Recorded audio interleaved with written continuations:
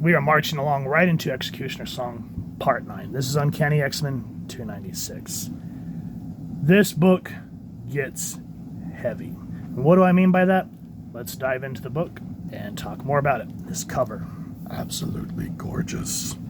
This is called Crescendo. I will say, though, this typeface was really freaking hard to read. They really should have, not the kerning, I forget when it's spaced, tracking, I think it's what it's called, but yeah, they really should have spaced that out just a little bit more. Anyway, with that said, this is Scott Lobdell writing, Brandon Peterson doing the art, Terry Austin doing the inks, I think, Eliopoulos doing the lettering, Joe Rosas doing, I have no idea, Marie Yavins.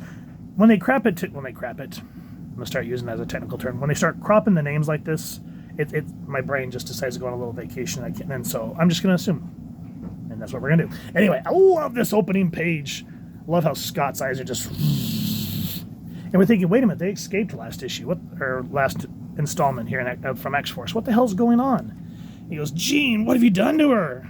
It was your idea to attempt to escape, Cyclops. We're only here to take you back to your cell. And Jean Grey, it would seem, down to the morgue. Now you're thinking, wait a minute. Tusk's a Dark Rider. He is part of Apocalypse's posse. What is he doing now guarding Cyclops and Jean? So I didn't want to go over it last issue because I didn't want to spoil it. Let me see if I can find the page real quick. It's great writing by Nikezia. It's after the fight between him and Apocalypse. And he's standing before the Dark Riders. So he puts on his helmet and he goes, "Who are you?" "Ah, the Dark Riders. You follow the survivor, do you not?" "Yes." "The fittest of the species, the strongest?" "Yes." "Who is bested Apocalypse?" "You have." "Who do you follow?" "We follow you." And just a good way to sort of undermine everything that Apocalypse tries to do with his survival of the fittest. That was just an excellent little line. So, that is why the Dark Riders are now guarding Jean and Scott. And then all of a sudden, splash page. "Sorry, Tusk, we won't be able to join you or your extensions. Jean and I have other plans." And this is why I miss old Scott and Jean. Nowadays, they just straight up seem to make Cyclops an asshole, which he can be, but you got to remember, he was the first mutant. All this responsibility at the age of 17, 18 was thrust upon him. Even when Professor X allegedly died and he had to take over as headmaster there for a while, and Bobby and Jean and Warren and all them would go party. We went over the issue. I don't remember which one it was. But there's a great panel where he's sitting in the dark. Talk about this responsibility while everyone's laughing, and he says all you can hear is the hum of Cerebro. And so, yeah, he can be a jerk. And that's why him and Wolverine clash so much. But anyway, that's why we all loved this Cyclops and why he kind of gets to be a little unfavorable down the line. But this is the era that we miss. And we just see how badass these two are, even without the rest of the X-Men. And I love the little Star Wars homage here where they're trying to escape Stryfe's complex. And she goes, "The TK line's in place for our great escape." And it just very much, let's try not to think Luke and Leia, but you guys get the concept. As opposed to Cyclops, Jean Grey has always embraced her mutant abilities, blessed with the natural talents of telepathy and telekinetics. She felt she couldn't be any happier with her genetic gifts. That was before Scott Summers, before she'd sacrificed her life on his behalf, only to learn there are greater powers than death in the universe, and the greatest of these is love. That's why they were always our power couple in the 90s. And then we get Stryfe sitting on his throne. Surprise, Zero. You shouldn't be. Do you believe they would have escaped if I hadn't allowed it? Summers and Grey are nothing if not predictable. And in the end, that predictability will destroy them as surely as it destroyed me. What does he mean by that? So before we can get any more into it, we get a prelude with Hank successfully removing. Look at how freaking awesome this artwork is.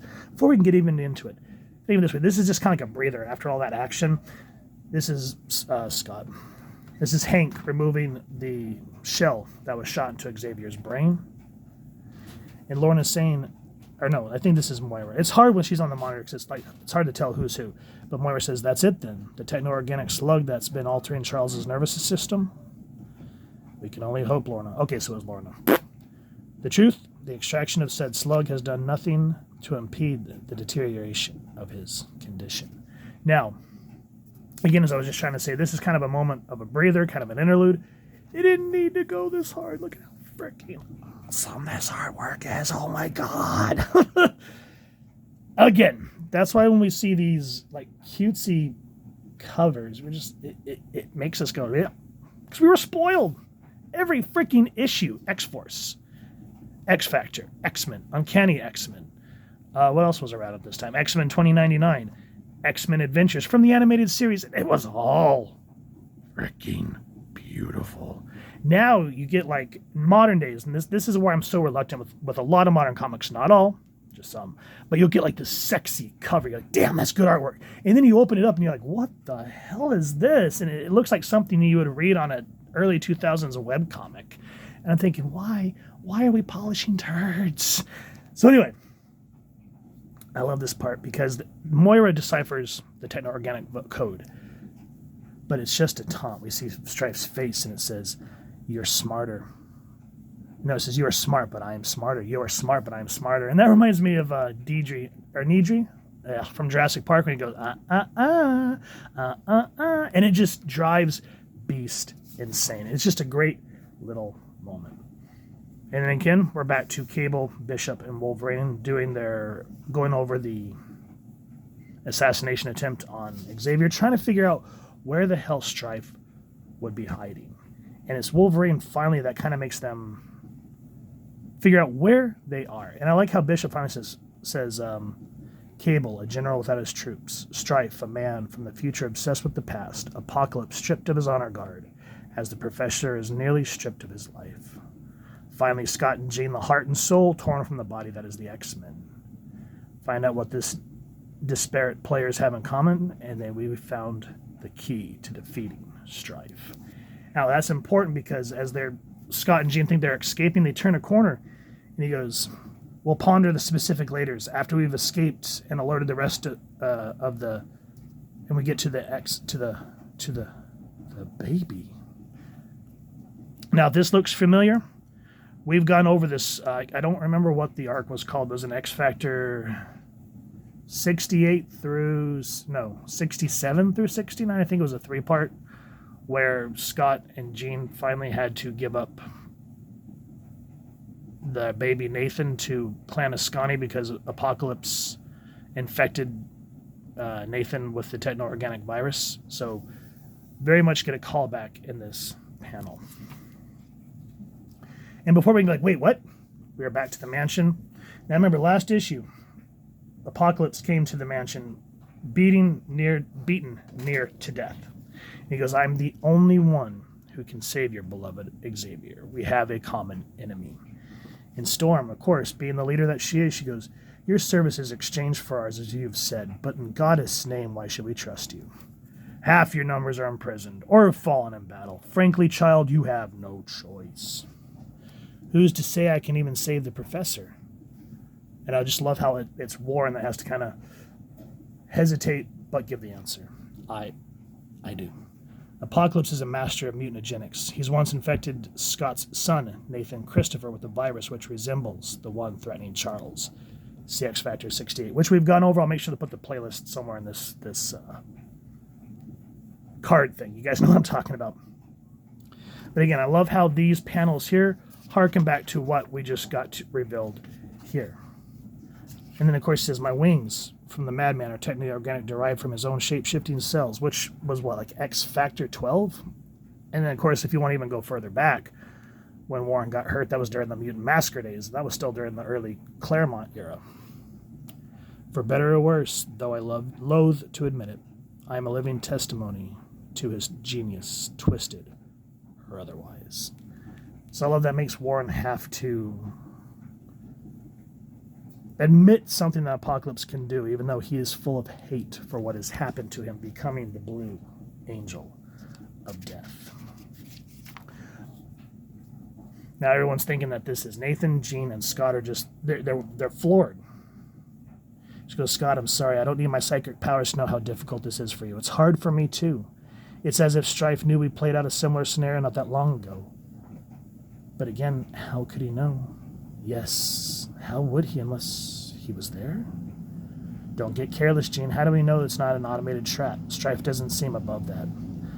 I can sense a thought pattern, Scott. He's alive.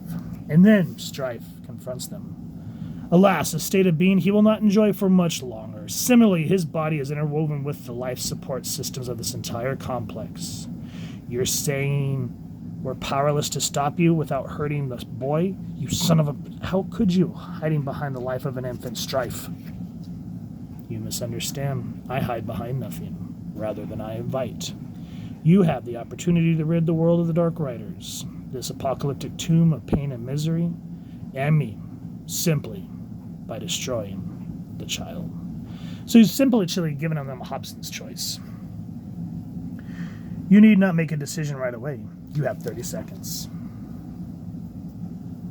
I love how Gene's the one who says, then there's no choice, is there, Scott? None at all. We have to give ourselves up in order to save the baby. Not an option. You have to destroy me. Destroy the Dark Riders. You even have time to flee the complex before it explodes. Surrender is not one of your choices. Kill the child. Kill us before we kill you. And I love that here.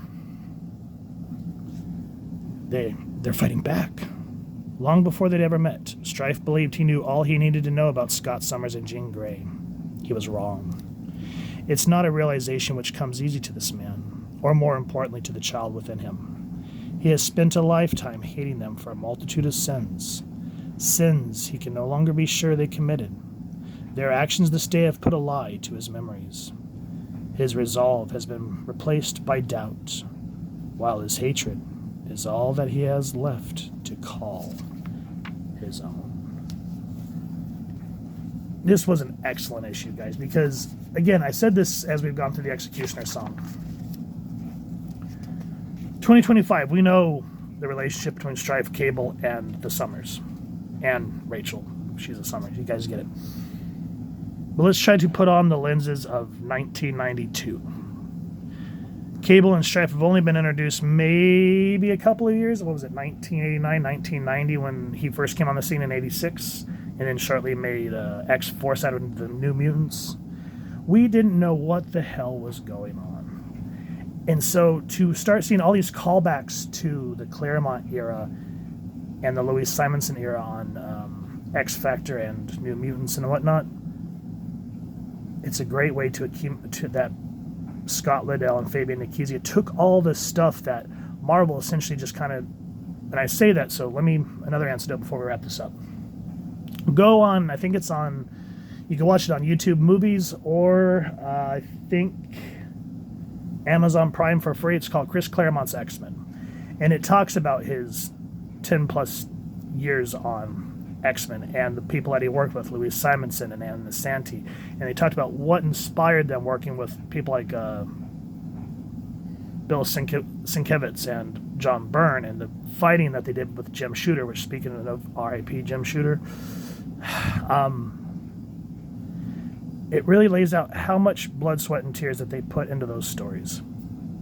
And I don't remember who it was they were interviewing at the time, but when they finally took Claremont off the Uncanny X-Men, and he started out with Jim Lee on issue 1 of the 1992 run, or the 91 run, whatever it was, and then Chris just left. I don't remember if it was Jim Lee or who said it, but they said that, you know, there was no column at the end of the book saying, hey, the man that has created all these stories through the years and made the characters that you love is leaving. It was just poof, bye.